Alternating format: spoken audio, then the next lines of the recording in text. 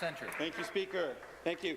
Today is International Day for People with Disabilities, and as I pose this question, Speaker, I want to acknowledge in the Speaker's Gallery some of our friends from the disability rights community. Thank you for being here.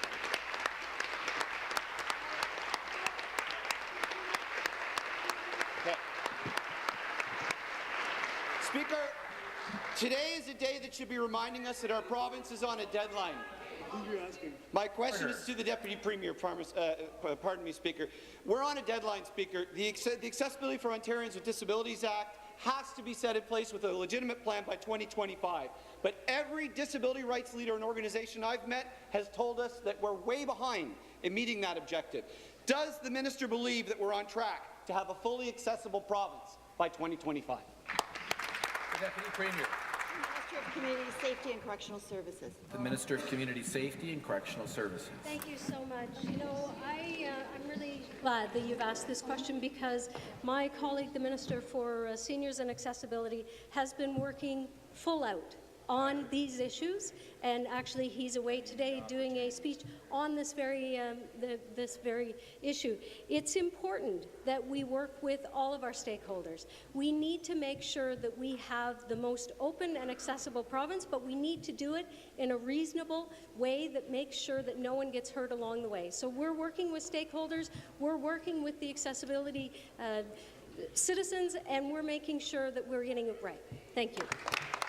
Thank you. Supplementary.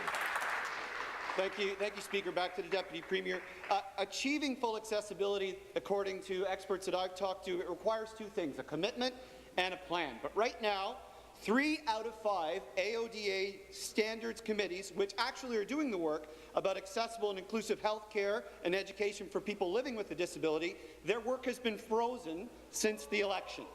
It's one thing to say we support accessibility, but it's another thing to actually make it a priority by putting those AODA committees to work. So my question is very simple. Will the minister unfreeze the committees? And will the minister work with people with disabilities to develop a multi-year accessibility plan so Ontario is fully accessible by 2025?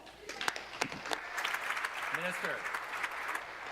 There is no doubt, Speaker, that everyone in Ontario deserves to fully participate in our lives, in everyday lives. And that includes recreation, that includes our workforce, that includes our families, our schools, our justice system.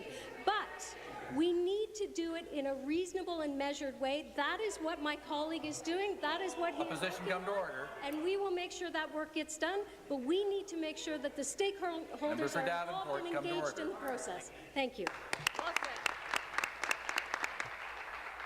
Next question, the member for Burlington.